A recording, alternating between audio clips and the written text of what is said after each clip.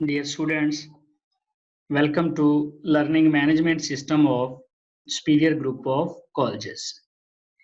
आज का हमारा केमिस्ट्री का लेक्चर नंबर 15 है, जिसमें हमने एक तो लास्ट टॉपिक से रिलेटेड एग्जाम्पल करनी है 9। लास्ट टॉपिक कौन सा था हमारा? Avogadro number. प्लस हमने एक छोटा सा टॉपिक नया पढ़ना है, मोलर वॉल्यूम। तो सबसे पहले एग्जाम्पल देखते हैं। Example number 9, 10 gram of phosphoric acid has been dissolved in excess of water to dissociate it completely into ions. हमने चार चीजें निकालनी है, number of molecules, number of positive negative ions, message of individual ion, number of positive negative charge. चार चीजें find करनी है और हमारे पास डाटा क्या है? डाटा सिर्फ हमारे पास है मैस ऑफ फास्फोरिक एसिड कितना है 10 ग्राम, और दूसरा है molar mass of phosphoric acid. Phosphoric acid में 3 हाइड्रोजन है, 3, फास्फोरस का 31 होता है, 31 और 3 34, 4 ऑक्सीजन का 64 होता है, तो ये टोटल 98 बनेगा। ये हमारे पास डाटा है और हमने सबसे पहले मॉलिक्यूल निकालने हैं। मॉलिक्यूल किसके बराबर होते हैं? Mass over molar mass into Avogadro number. Mass कितना है 10 gram, molar mass 98, 6.02 10 raised to 23। 10 over 98 को अगर सॉल्व करें तो आंसर आता है 0.11। इसको मल्टीप्लाई कर दें एवोगैड्रो नंबर से तो 6.02 10 raised to 22 मॉलिक्यूल आ जाएंगे। डियर स्टूडेंट्स, ये हैं वो मॉलिक्यूल जिसको हमने नेक्स्ट हर जगह पर यूज करना है। नंबर ऑफ मॉलिक्यूल्स हमने निकाल लिए हैं, किससे? 10 ग्राम फास्फोरिक एसिड से। कैसे निकाले? मैस को मोलर मैस से डिवाइड किया, आंसर 0.11 आया और फिर उसको एवोगैड्रो नंबर से मल्टीप्लाई कर दिया। अब इसका दूसरा पार्ट सॉल्व करते हैं और वो पार्ट है आयंस निकालने। देखें, फास्फोरिक एसिड एसिड है। एसिड क्या होते हैं? जो हाइड्रोजन आयन देते हैं। फास्फोरिक एसिड कितने हाइड्रोजन आयन देता है? 3। इसका मतलब है अगर फास्फोरिक एसिड का एक मॉलिक्यूल हो तो हाइड्रोजन 3 गुना ज्यादा होते हैं।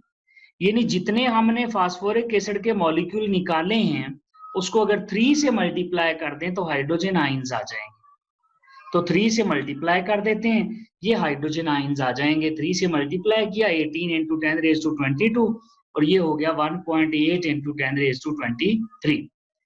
अब फास्फेट आयन निकालने हैं। ये हमारे पास फास्फोरिक एसिड है, उसमें एक ही फास्फेट का आयन है। यानी अगर फास्फोरिक एसिड का एक मॉलिक्यूल हो तो फास्फेट आयन भी एक ही होगा। इसका मतलब है जितने मॉलिक्यूल फास्फोरिक एसिड के होंगे उतने ही उसमें फास्फेट आयन होंगे। तो ये हमारे पास आ जाएंगे, जितने मॉलिक्यूल थे उतने फास्फेट के आयंस आ जाएंगे। इस तरह हमारे पास नंबर ऑफ मॉलिक्यूल भी आ गए फास्फोरिक एसिड के, नंबर ऑफ हाइड्रोजन आयन भी आ गए और नंबर ऑफ फास्फेट आयन भी आ गए। इससे हम तीसरा पार्ट सॉल्व कर सकते हैं। तीसरा पार्ट क्या है? मैसेज निकालें। मैस निकालने के लिए हमें नंबर ऑफ आयन चाहिए। नंबर ऑफ आयन हम निकाल चुके हैं। नंबर ऑफ हाइड्रोजन आयन किसके बराबर है? Mass of hydrogen ion over ionic mass into Avogadro number. अब हमने यहां से निकालना है मैस, तो हम इक्वेशन को रीअरेंज कर सकते हैं। कैसे? आयनिक मास को नंबर ऑफ हाइड्रोजन आयन से दूसरी साइड पे ले जाके मल्टीप्लाई कर दें और एवोगैड्रो नंबर को डिवाइड कर दें तो हमारे पास मैस आ जाएगा। देखें, रीअरेंज कर लेते हैं। नंबर ऑफ हाइड्रोजन आयन ये वाले, आयनिक मैस इधर जाके मल्टीप्लाई हो गया और एवोगैड्रो नंबर मल्टीप्लाई होता दूसरी तरफ जाकर डिवाइड हो जाएगा। इनकी वैल्यूज लगाएं। नंबर ऑफ हाइड्रोजन आयन हमने एक स्टेप पहले निकाल लिए, 1.8 10 raised to 23। Ionic mass hydrogen का कितना होता है? 1.008। एवोगैड्रो नंबर से डिवाइड करें तो आंसर आ जाएगा 0.3 ग्राम्स। यही फार्मूला अप्लाई करते हुए हम फास्फेट के आयन भी मैस भी निकाल सकते हैं। Number of phosphate ion mass over ionic mass into Avogadro number. Rearrange कर लें, आयनिक मैस इससे मल्टीप्लाई होगा और एवोगैड्रो नंबर इधर जाके डिवाइड हो जाएगा। अब नंबर ऑफ फास्फेट आयन हम निकाल चुके हैं, 6.02 10 raised to 22। फास्फेट का आयनिक मैस, फास्फोरस का कितना होता है? 31।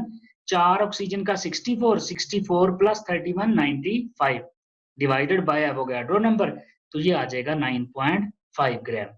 इस तरह हमारे पास मैसेज ऑफ आइंस भी आ जाएंगे। लास्ट पार्ट है कि हमारे पास पॉजिटिव नेगेटिव चार्ज कितना होगा। देखें, जब फास्फोरिक एसिड डिवाइड होता है, सॉरी डिसॉल्व होता है, आयोनाइज होता है, तो उसमें पॉजिटिव चार्ज 3 आता है और नेगेटिव चार्ज भी 3 आता है। हाइड्रोजन पर +1 है, लेकिन हाइड्रोजन है कितने हमारे पास? 3। एक हाइड्रोजन पर +1 है, 3 हाइड्रोजन पर 3+ हो जाएगा। यानी अगर फास्फोरिक एसिड का एक मॉलिक्यूल हो तो उसमें पॉजिटिव चार्ज 3 गुना ज्यादा होगा। मींस जितने फास्फोरिक एसिड के मॉलिक्यूल हैं उनको 3 से मल्टीप्लाई कर देंगे। फास्फोरिक एसिड के मॉलिक्यूल हमने पहले स्टेप में निकाले थे, तो ये आ जाएगा 18 × 10⁻²2 1.8 10⁻23। अब जितना किसी सोल्यूशन में पॉजिटिव होता है उतना ही नेगेटिव होता है। 3 हाइड्रोजन पे अगर 3+ है तो एक फास्फेट पे 3- है, तो इसका मतलब है जितना नेगेटिव चार्ज होगा उतना ही पॉजिटिव होगा। सोल्यूशन में चार्ज इक्वल होते हैं। ये थी एग्जांपल जो हमने सॉल्व करनी थी एवोगैड्रो नंबर से रिलेटेड। अब एक छोटा सा टॉपिक पढ़ते हैं मोलर वॉल्यूम का। मोलर वॉल्यूम नाम से पता चल जाता है, this is volume of 1 mole. Volume of 1 मोल किसका? Of ideal gas at standard temperature and pressure is called molar volume. अब मोलर वॉल्यूम, एक मोल का वॉल्यूम किसका? आइडियल गैस का। कंडीशन कौन सी होगी? स्टैंडर्ड टेम्परेचर और प्रेशर। क्यों? क्योंकि टेम्परेचर या प्रेशर के बदलने से वॉल्यूम बदल जाता है। तो volume of 1 mole of ideal gas at standard temperature and pressure. अब देखते हैं स्टैंडर्ड टेम्परेचर प्रेशर, ये वैल्यूज कितनी होती हैं? स्टैंडर्ड टेम्परेचर प्रेशर और दूसरा होता है रूम टेम्परेचर प्रेशर, उसको कहते हैं नॉर्मल टेम्परेचर प्रेशर। जो स्टैंडर्ड टेम्परेचर है ये कितना टेम्परेचर होता है? 273 केल्विन या 0 डिग्री सेंटीग्रेड। ये जो रूम टेम्परेचर या नॉर्मल टेम्परेचर होता है ये कितना होता है? ये होता है 25 डिग्री सेंटीग्रेड या 298 केल्विन। इसी तरह अगर स्टैंडर्ड प्रेशर देखा जाए तो स्टैंडर्ड प्रेशर होता है 1 atm एंड 760 टॉर। अगर रूम टेम्परेचर पर प्रेशर देखा जाए तो हमारा वो भी सेम होता है 1 atm और 760 टॉर। अब कंडीशन चूंकि डिफरेंट है, स्टैंडर्ड टेम्परेचर प्रेशर डिफरेंट है और रूम टेम्परेचर प्रेशर या नॉर्मल टेम्परेचर प्रेशर डिफरेंट है, तो इसका मतलब है दोनों टाइम्स वॉल्यूम डिफरेंट होगा। यानी जब स्टैंडर्ड टेम्परेचर प्रेशर होगा तो वॉल्यूम और आएगा कितना? 22.414 डेसीमीटर क्यूब। और अगर रूम टेम्परेचर प्रेशर होगा तो आंसर ज्यादा आना चाहिए, 24 डेसीमीटर क्यूब। क्यों? क्योंकि टेम्परेचर ज्यादा है। टेम्परेचर ज्यादा होने से गैसेस का वॉल्यूम ज्यादा हो जाता है अकॉर्डिंग टू चार्ल्स लॉ। पहले टेम्परेचर 273 केल्विन था, फिर 298 केल्विन है, तो वॉल्यूम 22.414 से 24 हो जाएगा। इसका मतलब है कोई भी आइडियल गैस हो हमारे पास, नाइट्रोजन है, ऑक्सीजन है, मीथेन है, कोई गैस जिसको हम आइडियल कंसीडर कर रहे हैं, उसका वॉल्यूम STP पर 22.414 डेसीमीटर क्यूब आएगा। और अगर आप RTP पर देख रहे हैं या NTP, उसी को कहते हैं नॉर्मल टेम्परेचर प्रेशर या रूम टेम्परेचर प्रेशर, तो कितना आएगा? 24 डेसीमीटर क्यूब आएगा। डियर स्टूडेंट्स, एग्जाम्पल देखते हैं इसको एक्सप्लेन करने के लिए। 2 ग्राम हाइड्रोजन, हमने लास्ट टॉपिक में पढ़ा था मोल वाले में 2 ग्राम हाइड्रोजन का 1 मोल होता है, और फिर हमने एवोगैड्रो नंबर में पढ़ा था कि 1 मोल में पार्टिकल एवोगैड्रो नंबर के बराबर होते हैं। आज हमने पढ़ लिया 1 मोल का वॉल्यूम STP पर 22.414 होता है। अगर हमारे पास मीथेन हो 16 ग्राम तो उसका भी 1 ही मोल होता है, और अगर 1 मोल है तो मॉलिक्यूल भी बराबर होंगे, वॉल्यूम भी बराबर होगा। इसी तरह 44 ग्राम CO2 1 मोल है, 1 मोल है तो मॉलिक्यूल भी सेम होंगे और वॉल्यूम भी सेम होंगे। यानी अगर हमारे पास मोल इक्वल हैं, अगर मोल इक्वल हों तो मॉलिक्यूल और वॉल्यूम इक्वल होता है। Dear students, why same molar volume for all gases, nitrogen है, ऑक्सीजन है, कार्बन डाइऑक्साइड है, मीथेन है, हाइड्रोजन है, सबका वॉल्यूम 22.414 डेसीमीटर ही क्यूब ही क्यों आता है? वजह क्या है? इसकी वजह ये है डियर स्टूडेंट्स कि जो masses and sizes of the molecules हैं have no effect on the volume.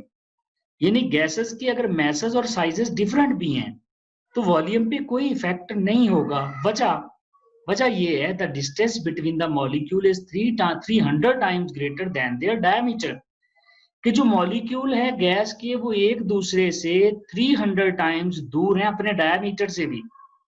इसका मतलब है मॉलिक्यूल तो बहुत दूर दूर है, वो एक दूसरे को अफेक्ट ही नहीं कर रहे, उनके दरमियान फोर्सेस ऑफ अट्रैक्शन ही नहीं है। यही वजह है कि गैस का मैस और साइज इफेक्ट नहीं करता। क्यों? क्योंकि गैस कोई भी हो, उसका मैस जितना भी हो, मॉलिक्यूल अपने डायामीटर का 300 टाइम्स एक दूसरे से दूर होते हैं, वो इफेक्ट ही नहीं करते एक दूसरे को। इस वजह से सारी गैसेस के लिए स्टैंडर्ड टेम्परेचर प्रेशर पे वॉल्यूम 22.414 ही आता है। इसी तरह एग्जांपल करते हैं इससे related. A well known ideal gas is enclosed in a container having volume 500. Its mass comes out to be 0.72 grams. What is the molar mass?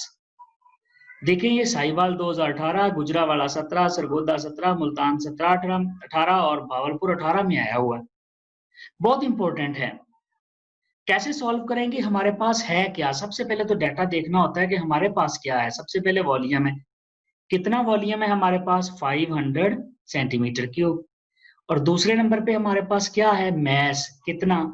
0.72 ग्राम। निकालना हमने मोलर मैस है। मोलर मैस हम मोल वाले फार्मूले से निकाल सकते हैं। मोल किसके बराबर होता है? Mass over molar mass. अगर हम इसको रीअरेंज कर लें, मोलर मैस इस तरफ आ जाएगा और मोल इधर आके डिवाइड हो जाएंगे, तो हमारे पास आ जाएगा molar mass is equal to mass over moles.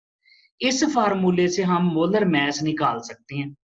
अब देखना होगा हमारे पास क्या है। हमारे पास इस फार्मूले में सिर्फ मैस है। कितना? 0.72 ग्राम्स। हमारे पास मोल नहीं है। अब डाटा जरा आप रिमाइंड करें, डाटे में आपके पास मैस के अलावा कोई चीज है? यस, वॉल्यूम था। कितना? 500 सेंटीमीटर क्यूब। तो हम वॉल्यूम के यूज करते हुए यहाँ पर मोल निकाल लेंगे और फिर आंसर निकल आएगा हमारा। मोल कैसे निकालेंगे? देखिए, 22.414 सेंटीमीटर क्यूब या 22.414 डेसीमीटर क्यूब था, इसको 1000 से मल्टीप्लाई करेंगे तो ये सेंटीमीटर क्यूब हो जाएगा। अगर गैस के इतना इतना वॉल्यूम हो तो हमने पढ़ा है उसका 1 मोल होता है। अगर 1 सेंटीमीटर क्यूब हो तो ये कितना होगा? 1 डिवाइडेड बाय 22.414। हमारे पास कितना है? 500। तो 500 को इधर ले जाके मल्टीप्लाई कर दें, आंसर आ जाएगा 0.0223। यानी हमारे पास गैस के इतने मोल हैं। और जब हमें मोल्स का पता चल जाएगा, हम लास्ट वाले फार्मूले में इसको अप्लाई करेंगे और यहाँ पर देखें मोल्स लगाएंगे कितने? 0.0223। हमारे पास आंसर आ जाएगा 32 ग्राम्स पर मोल। याद रखिएगा, मैंने पहले भी बताया था 32 ग्राम मोलर मैस है। किसका मोलर मैस है हमें नहीं पता, क्योंकि मोलर मैस तो कई गैसेस का सेम हो सकता है। जैसे नाइट्रोजन का 28 होता है, कार्बन मोनोऑक्साइड का भी 28 होता है, इथीन गैस का भी 28 होता है। तो अगर 28 मोलर मैस आ जाए तो हम नहीं बता सकते ये किस गैस का है। तो बस हमने मोलर मैस निकालना था, दैट वाज 32 ग्राम्स पर मोल। डियर स्टूडेंट्स, अब हम देखते हैं इसमें से एमसीक्यूज। पहला MCQ, volume occupied by 28 gram nitrogen. सबसे पहले तो देखना होगा क्या ये नाइट्रोजन का मोलर मैस है। मोलर मैस का मतलब 1 मोल का मैस। N2 नाइट्रोजन का 14 होता है, N2 है तो 14 प्लस 14 कितना आ गया? 28। 28 इसका मतलब मोलर मैस है। अगर ये मोलर मैस 28 है तो मोलर मैस यानी 1 मोल का मैस है, तो 1 मोल का वॉल्यूम कितना होगा फिर? बीटा 22.414। क्योंकि ये मैस 1 मोल का है तो 1 मोल में तो वॉल्यूम इक्वल होते हैं 22.4 डेसीमीटर क्यूब। इसी तरह एक और question, volume occupied by 4.4 gram CO2। अब सबसे पहले देखें क्या CO2 का ये मोलर मैस है? नहीं।